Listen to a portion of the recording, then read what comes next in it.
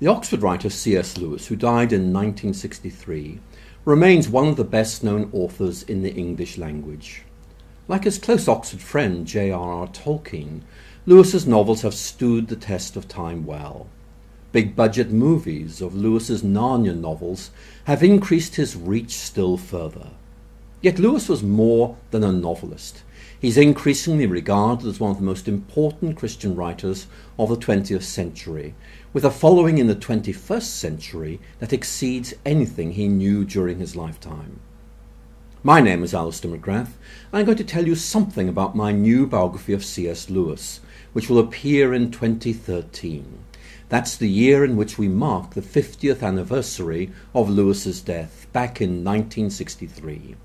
And I'm recording this short introduction in Lewis's former Oxford home, the Kilns. We recorded this in the library, which is one of the finest rooms in the Kilns. I'd like to thank the C.S. Lewis Foundation for permission to film in this historic building, which holds some very important Lewis memorabilia, such as the typewriter that Lewis's brother Warner used in order to type up the family history. Lewis himself, of course, used a fountain pen. He didn't use a typewriter for his writing, partly because he had a deformed thumb, but partly because he believed that the noise of the typewriter would prevent a writer from properly appreciating the rhythm of the words they were using.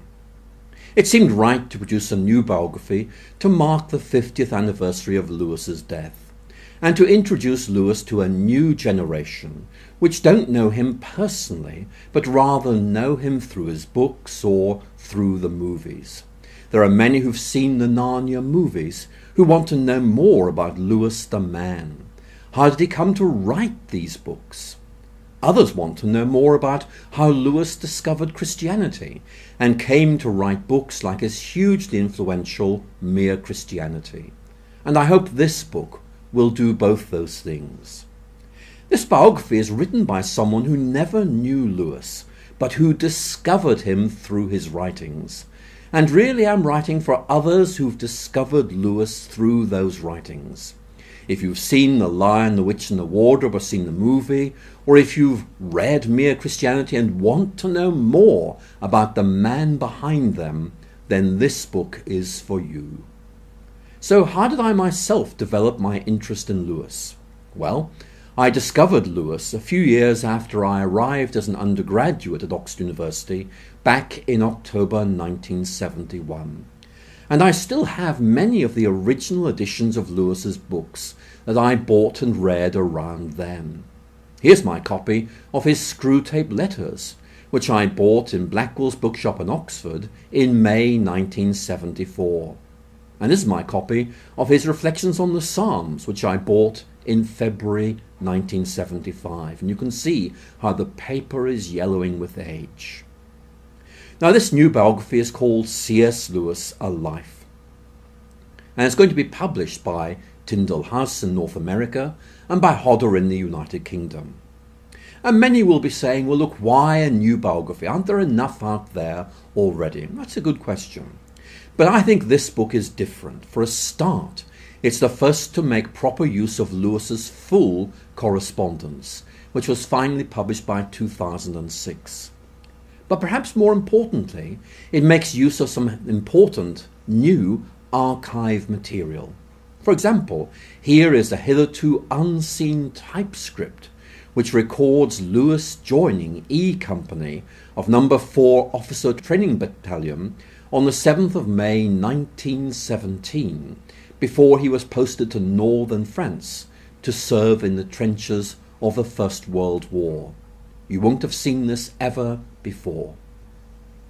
Now, I began to plan this biography back in 2008, when my admiration for Lewis had increased significantly, and I wanted to write a study that would introduce Lewis that was up-to-date, rigorously grounded in historical research, but which also engaged the questions that Lewis's many readers and admirers felt were important.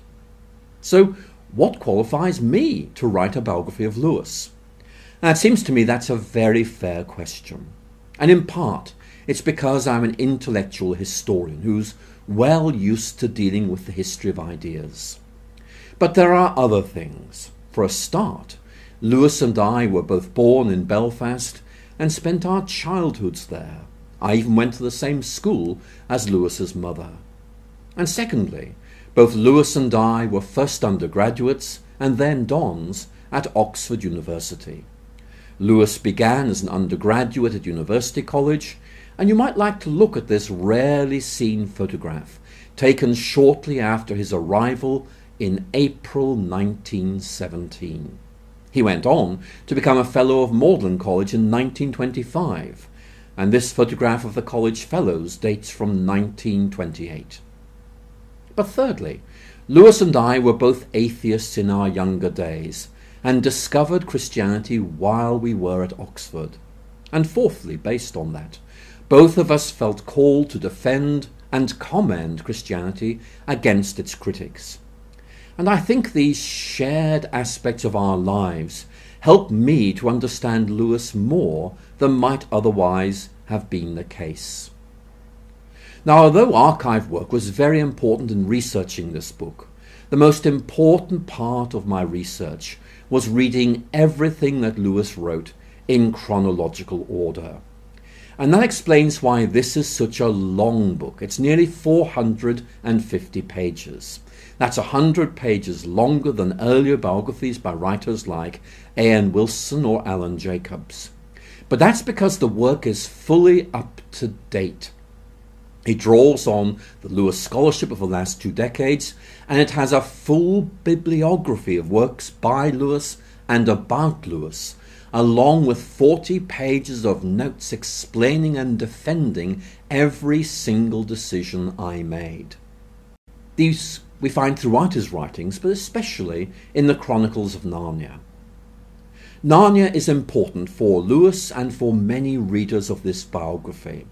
And because so many people will be reading this book because they've seen the Nárnia movies, we've devoted a special section in this biography to Nárnia.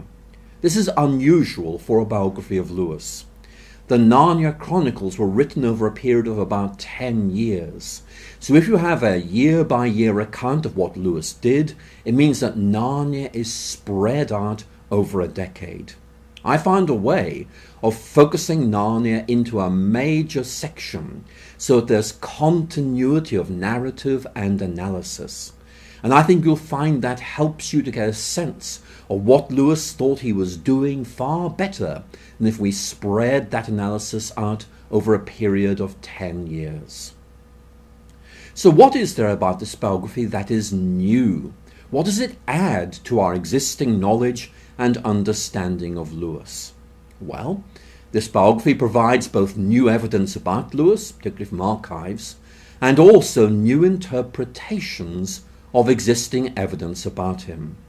And the most important new suggestion that this biography makes is that the traditional understanding of Lewis's conversion is wrong. In other words, that Lewis did not come to believe in God when all the other biographies said he did in 1929.